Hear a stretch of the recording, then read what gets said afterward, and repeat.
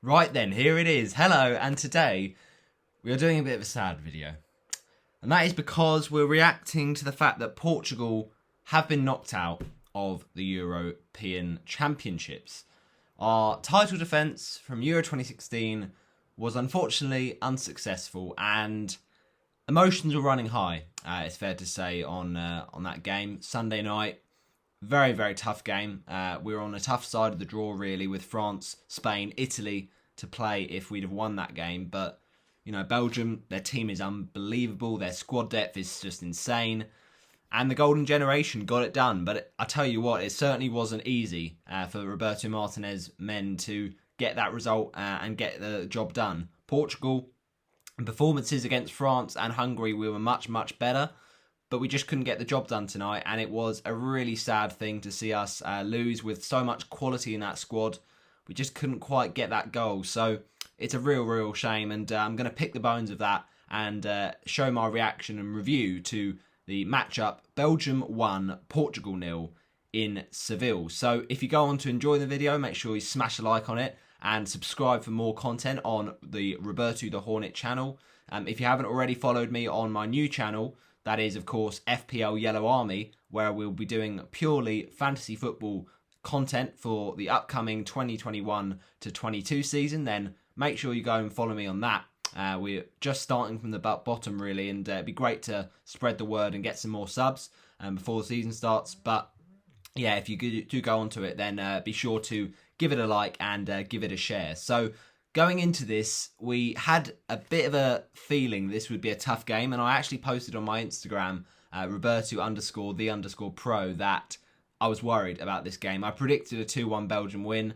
I just had this inevitable sinking feeling about this match because Belgium are absolutely unbelievable. Now, I know that they had a slightly easier group, so that did come into play, but they won all their games, and at the end of the day, they were so good in qualifying, and once again, Belgium weren't amazing tonight in this game, I should say, but they certainly had the quality to win the game. And I don't know, it was a weird game from Belgium because they had that great goal from Thorgan Hazard, but then after that, they were pretty poor going forward. So it was the kind of game where they needed to just show that kind of quality. The best teams win without playing too perfectly, but it's a really, really gutting shame for Portugal, who gave it absolutely everything in that second half. So let's talk through then some of the chances in that first half and then the second half, and then we'll kind of give an overall picture of that game. So to start off with, absolutely wonderful play from Cristiano Ronaldo. He does so well. Great play from the Portuguese winger there. What a ball to find Diogo Jota. But Jota, he needs to be doing better there. I mean, it is a big opportunity in that second half. I've just skipped ahead, I've realised. So let me go back a step. Bear with, people. So, start off the game. Jota does have a chance, but it's in the first half. And I got to say, this was a big moment in the game. A big let-off for Belgium. We cut through them like, you know, butter cut through by a knife. But it just didn't have that final wet product. The killer pass was there, but the killer finish wasn't. And it was a big chance missed for Diogo Jota. You know, he's been so clinical for Liverpool, but not really for us. I know that he scored against Germany and he scored 2 against Serbia. And he's been really good linking up Ronaldo in this Euros. You know, some of our team goals have been absolutely beautiful, especially that goal on the counter against Germany where he just perfectly weighted the pass to Ronaldo on the break. And of course, got a nice goal, Ronaldo, in the first game. Lovely team play and link up with Rafa Silva. So, yeah, it is a frustrating tournament for Jota because he has been good, but he could have just been so much better.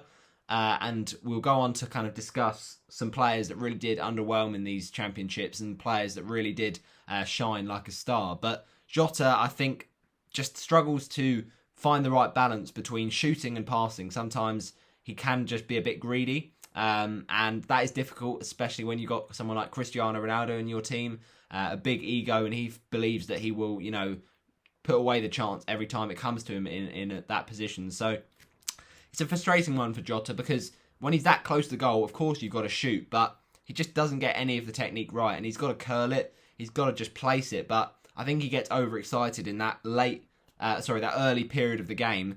He is, you know, really presented with a good chance, put on the plate, but He can't finish his dinner, and it's a big opportunity dragged wide by Diogo Jota. I'm not sure how chronologically in sync these chances are, but this is just what I got down from the first half. The free kick from Ronaldo, I mean, that is special. You know, it's so far out, and he hits it so hard, but it's got swerve in it, and it nearly catches out Thibaut Courtois, but it's a great effort from Ronaldo because he's got to try and get some distance on it, get some power on it, and he does just that. But it is a good save, to be fair to him, from Thibaut Courtois to palm it away after it swerved just slightly to the left and did well to kind of miss the wall, really. But yeah, it wasn't quite enough to get into the corner. The thing is, with that kind of free kick, if it swerves in the wrong direction, or if you slice it, or you miss-hit it, but also if you go and swerve it in the right part of the goal, then that's going in. That's, you know, going to beat Thibaut Courtois. It was just fortunate for the goalkeeper's point of view that it swerved in the direction that he was already kind of taking up in the goal. And he kind of did gamble in that respect, Courtois, because he was quite, you know, far on that left-hand side of the goal, right-hand side from his perspective. So, yeah, big chance really, but a big save from the tall Belgian. But then from the follow-up, Joao Palhinha getting the opportunity in this game, and it's good to see that, you know, with players like Bruno Fernandez, who we'll discuss later, not taking their chances and not taking the opportunity to play well. Joao Palhinha has been a really good and impressive just up-and-coming player who's done so well for us. Especially he did really exciting stuff in the World Cup qualifiers. Obviously came off the bench and scored. And he just does offer a lot of, you know, calmness in that Portugal team. He provides protection so well for that back four. And I think he had quite a good game, to be fair, against Belgium. Obviously, he'll be heralded as the villain for his injury caused by Kevin De Bruyne.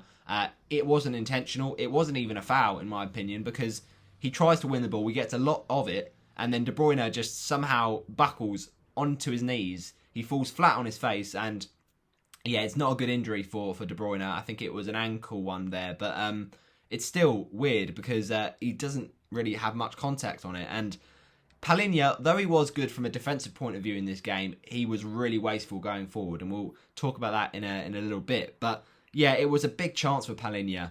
You know, from the rebound, he's got to be alert and ready to have a shot, but the header is just too weak on the follow-up. So it's an easy one really for Courtois to gather.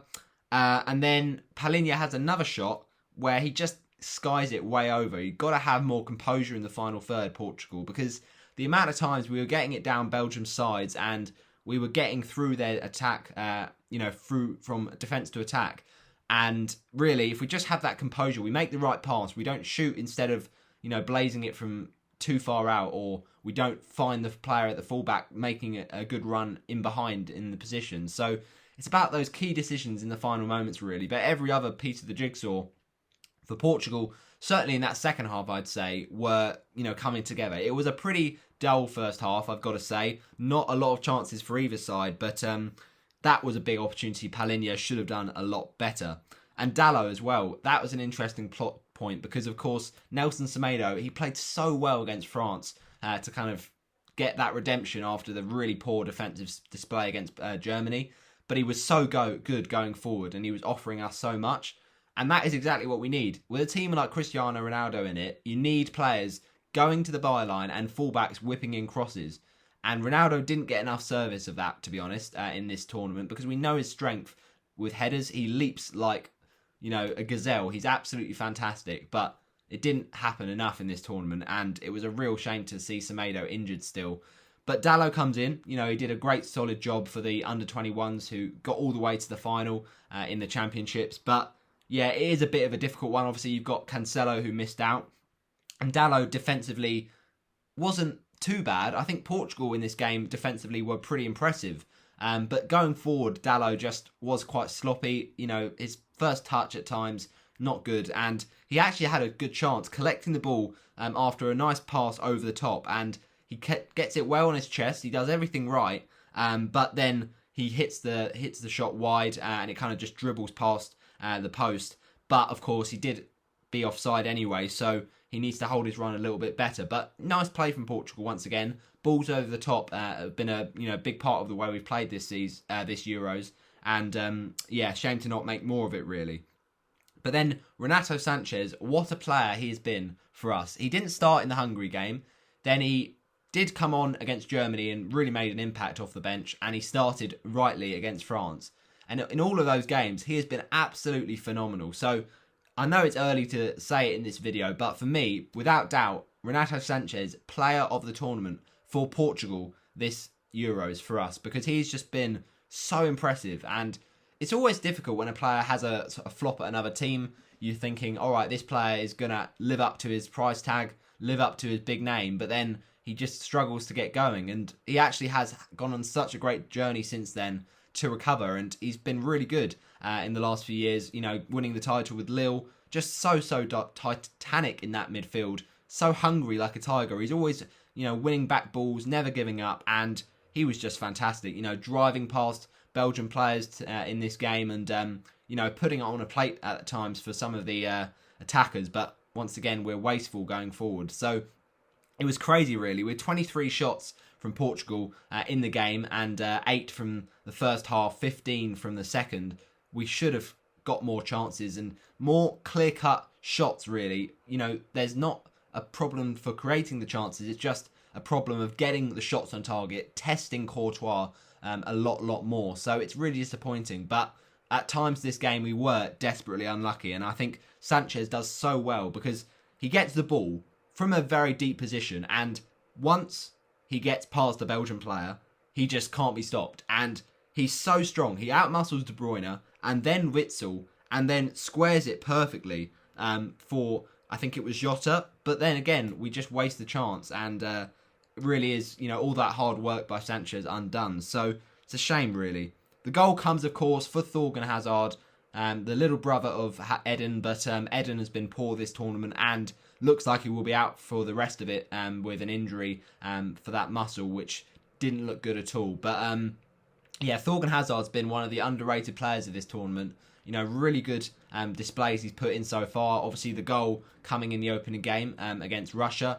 But also, we had the matchup with... sorry, it wasn't Russia. Sorry, Denmark. He scored the goal. But he actually did score a very, very good goal here. And, you know, he's got an eye for goal, Thorgan Hazard, but you can't give him the space that we gave him. At the end of the day, it's a contentious goal because a lot of people say, oh, blame Patricio. I don't think you can. I know I might be a hard one to reason with a Portugal bias, but I don't think you can blame Patricio because there's a lot of defenders for Portugal trying to, you know, just survey the, you know, chance from a bit of a distance, and that's blocking his eye line. And the amount of power and swerve that, you know, Thorgan Hazard gets on this shot, it's so hard to deal with.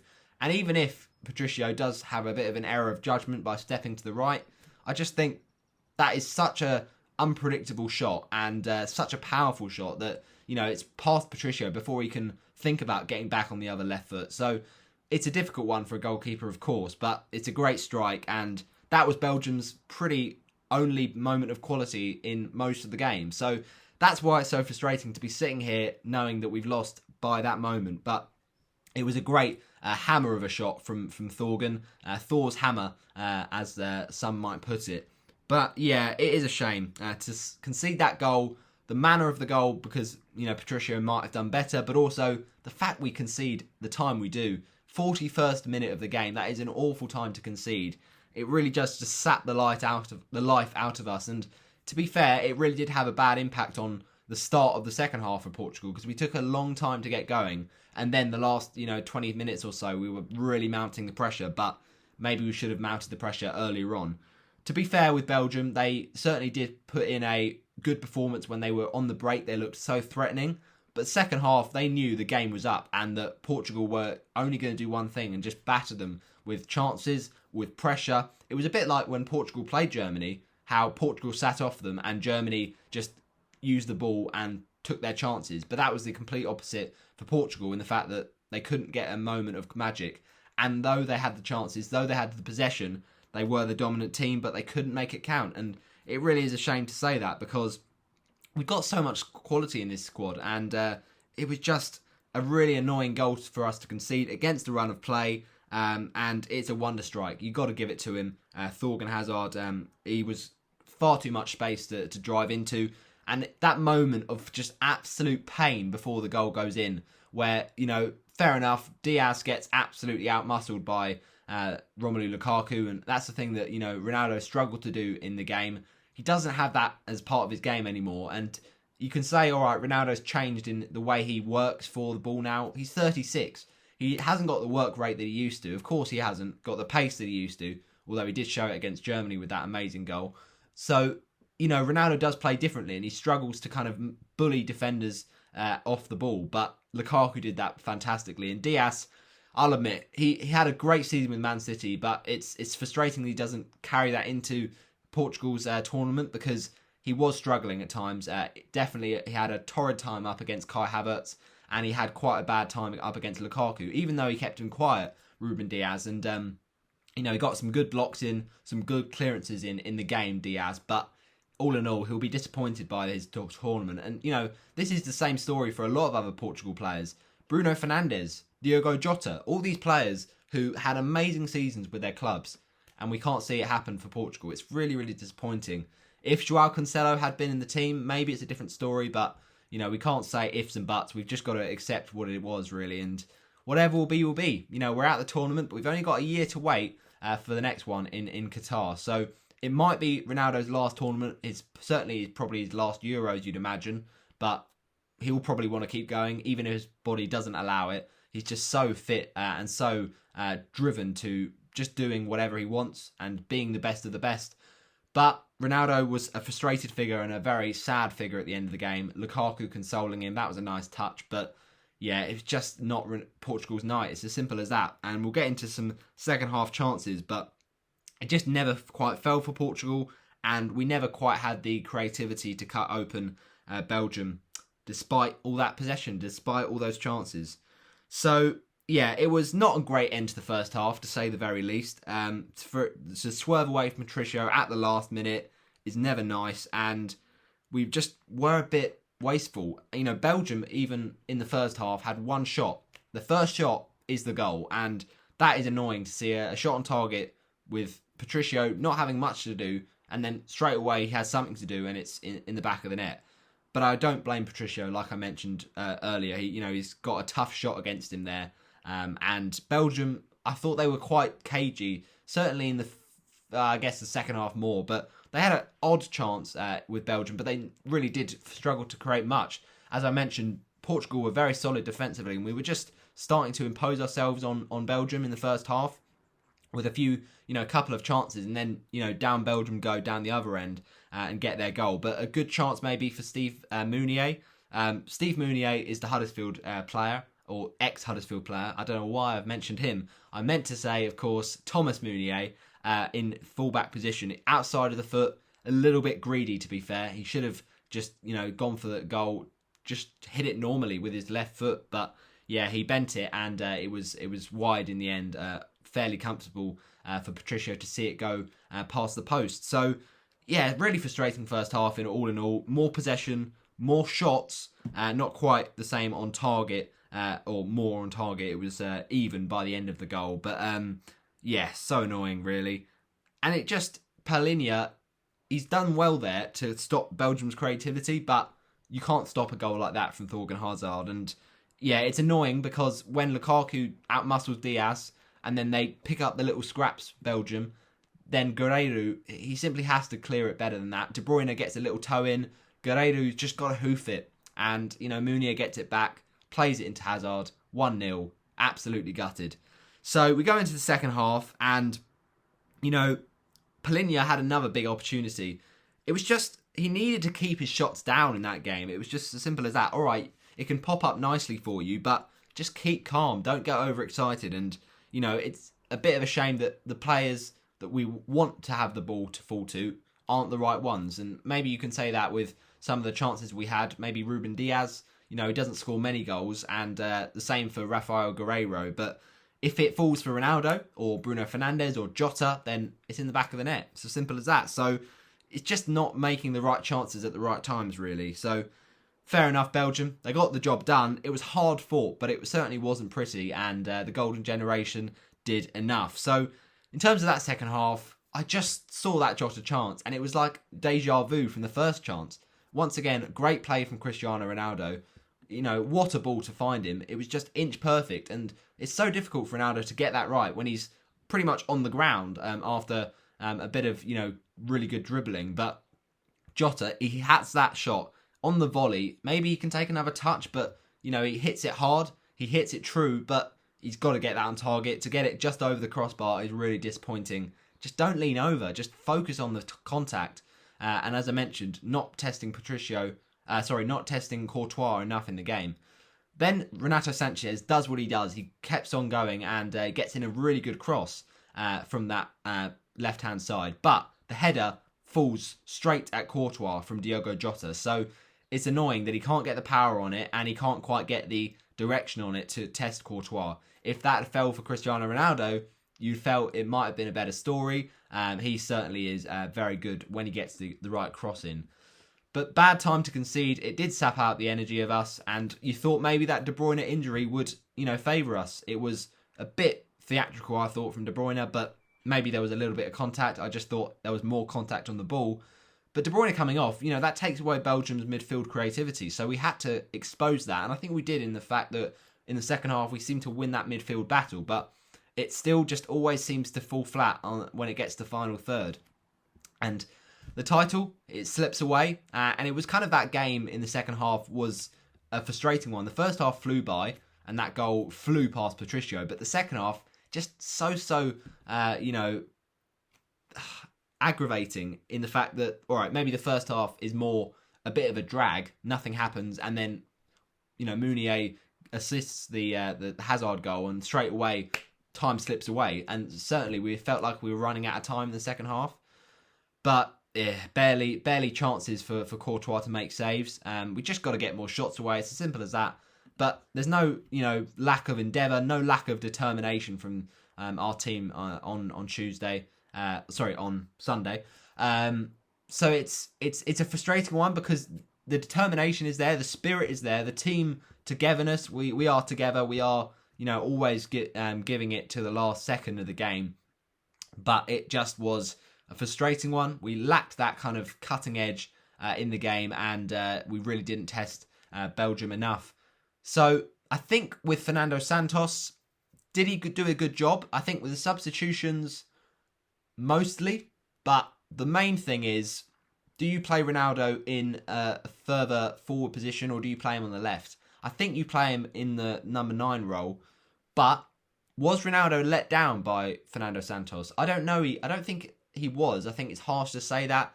And I mean that referring to how basically the substitutions, first of all, Sanches, why you're taking off Renato Sanchez, who's been absolutely brilliant, is just beyond me.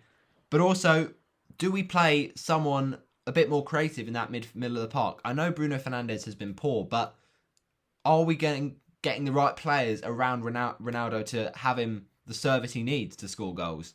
Just feels like Ronaldo was struggling, and maybe he should be, you know, managed by Santos differently because of the way he plays. It's just, if we're keeping Ronaldo isolated up top, maybe it's not utilising his strengths. If he comes back and drops a bit deeper, you know, do a bit of a Harry Kane, receive some passes from deeper and then play some passes through. I know that'll be hard for Ronaldo because he wants all the glory, but at the end of the day, he can pass as well. He's you know, gifted in every sense of the word. So we could utilise that. Maybe that's a tactical mistake from Santos, but yeah, it certainly was a mistake from taking off Sanchez. He was our creative spark. He was our, you know, man who was taking it from defence to attack, getting past that Belgium rear guard, and, you know, setting us up for something special. How he didn't get a goal in the match against Germany, I don't know, because it was a super strike.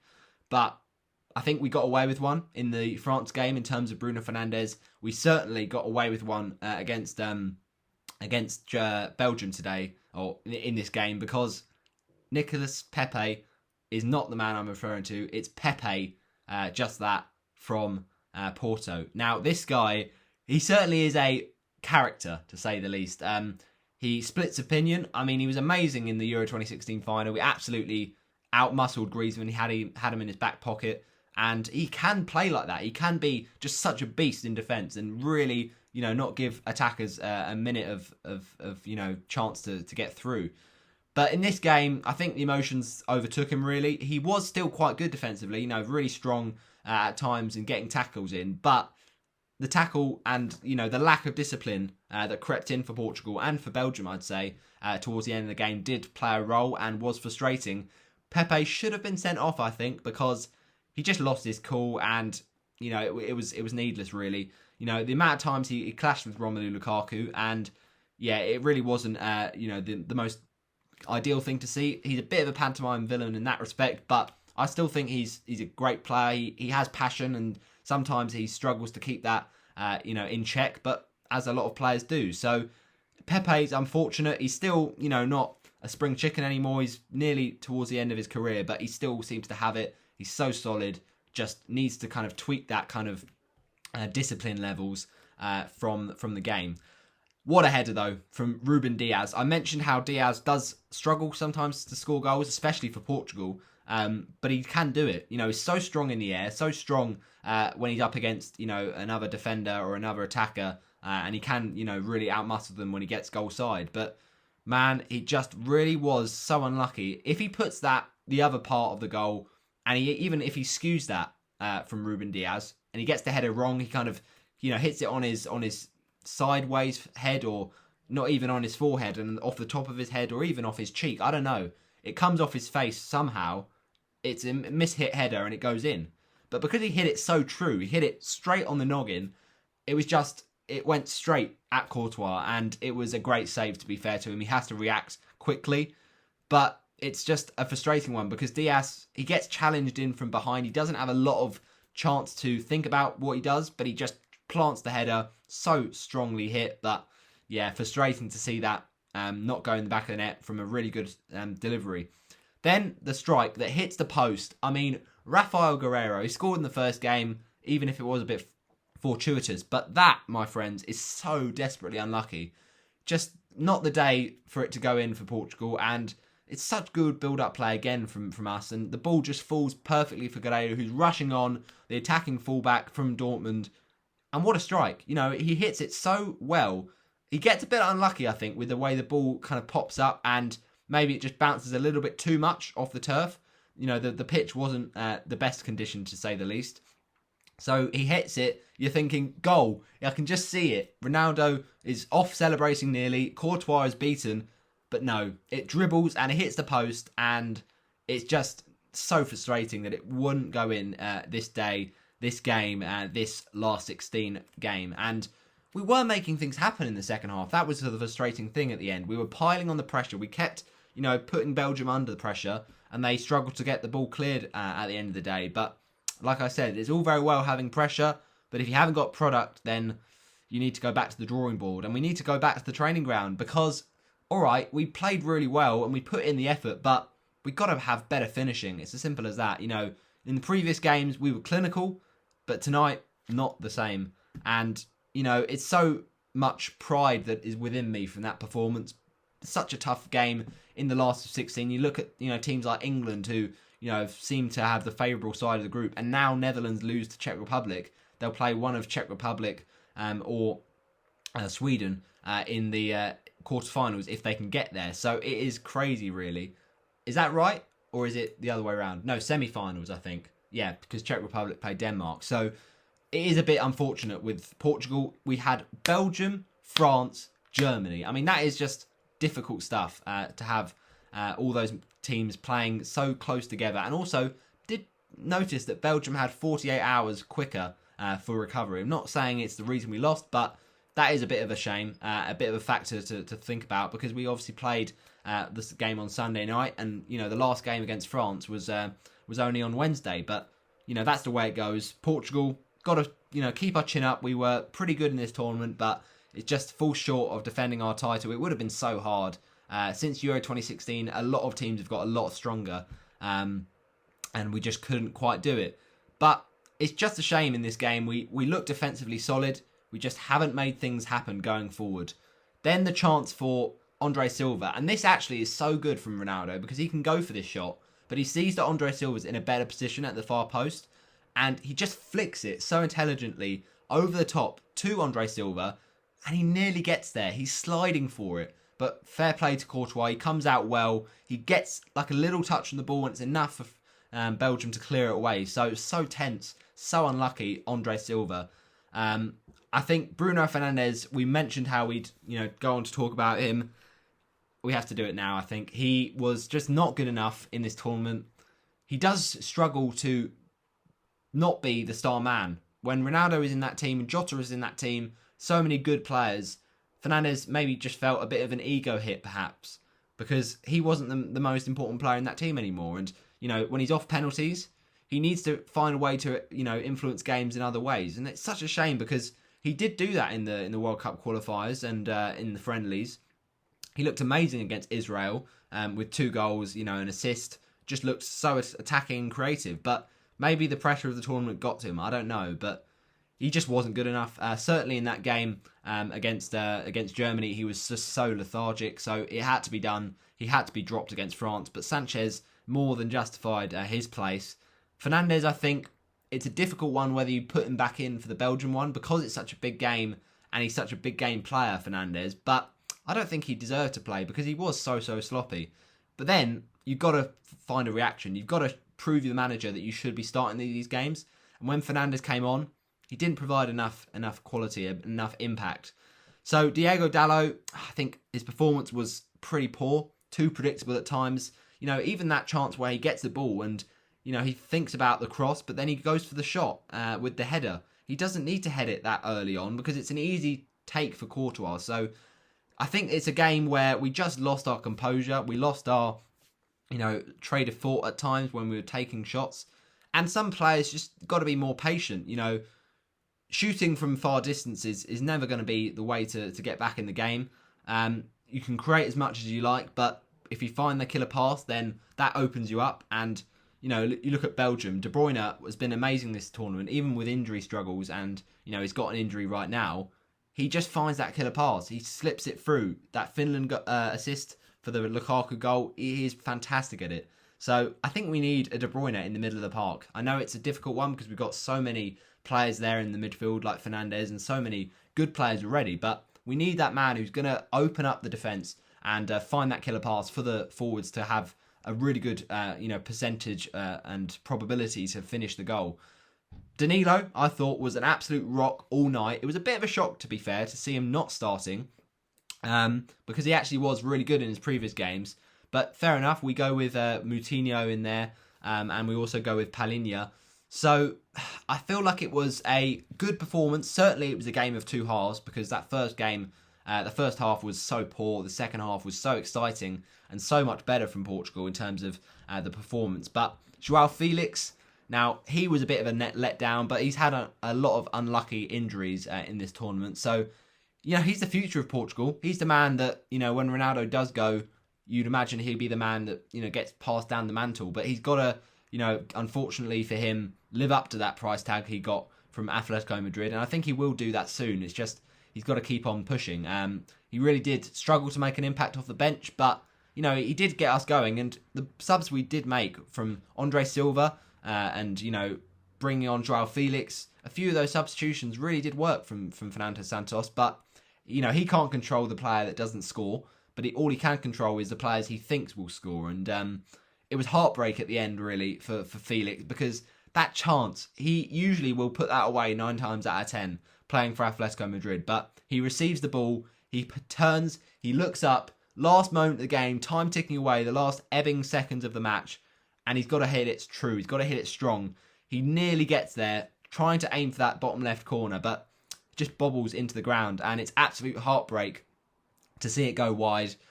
So Portugal, we're out, but we're certainly not, out of the whole picture. We're certainly still contenders in, next few tournaments, but we're proud. We're proud of our performance, and we're out, but we're not down of the whole performance. We're down, obviously, to be out, but it's not the end of the world. We got to the last 16, and as I mentioned, our squad is littered with so much talent, so much depth, but we just weren't able to get the job done today. And I think that Sanches was fantastic. Fernandez was quite awful.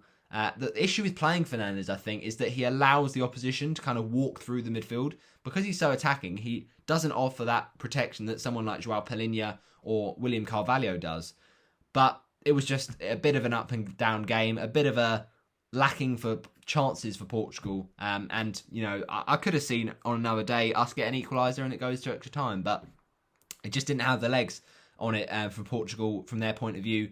I think in the respect that it was a game of two halves, definitely Portugal had the better chances in the game. But it was a bit of a boring one in the first half. And Belgium, they get that goal. Second half end-to-end, constant pressure, but it doesn't tell for anything. I think in the first half, what we did was we tried to keep it tight. And that was a good, you know, option from us, really. Because Belgium, we've seen, have just blown teams away in the first half. The second half, though, we do change our, you know, strategy. And to be fair, we do, you know, throw the kitchen sink at it. We mount on the pressure. But, like I mentioned, Sanches never should have come off. We should have made more crosses for Ronaldo because, you know, he's fantastic. He gets booed every time he's on the ball, but that's because he's the best player and it must be so hard to concentrate when you're playing like that. But I think Andre Silva did quite well when he came on.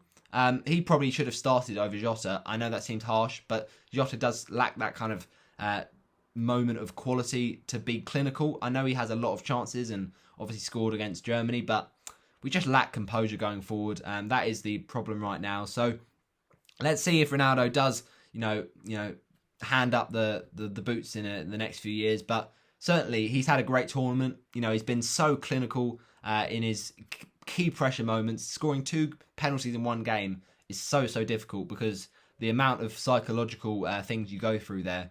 So I think he is still the GOAT. I think there's no denying it. He is still, you know, a good shout to win the Golden Boot. You know, he's got 7 goals, which I'm pretty sure I predicted at the start of the tournament. So, you know, it's what we do. He was a bit lazy in the first half, Ronaldo, but he's 36. You've got to kind of allow it. Jota was wasteful, as we mentioned. But at the end of the day, he still has got something left in the tank, Ronaldo. And I think he'll, you know, be very happy with the Euros. That will be a nice thing, a consolation if he gets the Golden Boot Euros. And I think finally we were unlucky. I think that Guerreiro chance, it was just about dropping to the ball for Portugal, and it didn't quite get to that. And Ronaldo, I mentioned, with that kind of Kane style of play, at times he was actually dropping to get the ball deeper, which I guess is maybe not good because then it left us with no one in the box. And I think he does struggle with that link-up play, Ronaldo. Maybe he should have stayed more central, but then moving wider, just he did keep dropping, and that does kind of give the Belgian defence more chance to get back in their shape. So I think the tactics maybe were, you know, a bit to be desired in this game, but, you know, Belgium's just kind of countered our tactics fair well. You know, fair play. They weren't fantastic, but they just got the job done. I think that we set up a bit more defensively after the Germany game, and that was wise because we were cut open way too easily. But the midfield three, I think they're very hard-working, and maybe they're hard-working enough to kind of leave at least one of Jota and Silva up there with Ronaldo. So, you know, we can just tweak these little things. They're very small details that maybe might have had a different impact on the game. But at the end of the day, you've got to look at it. Belgium scored with their only shot at goal, whereas Portugal, we dominated. We hit the post, we had chances, and I think, you know, people can argue on paper, perhaps at least, the better team is going home and back to Portugal. But fair enough, the better result was from Belgium, and they just saw it over the line. If we'd have seen more shots from Courtois, you know, having to deal with, then who knows? He might have made the saves, he might have not. But there's just that unknown. For us to not have those shots is ultimately the biggest regret. I say not have those shots. We had 23 chances, 15 in the second half. But I mean, not have those shots that are, you know, really going to test the goalkeeper. So yeah, that's it. That's my review done. It's been a really long one, but a bumper one. I'm sure you have enjoyed it. Hopefully, smash a like on it.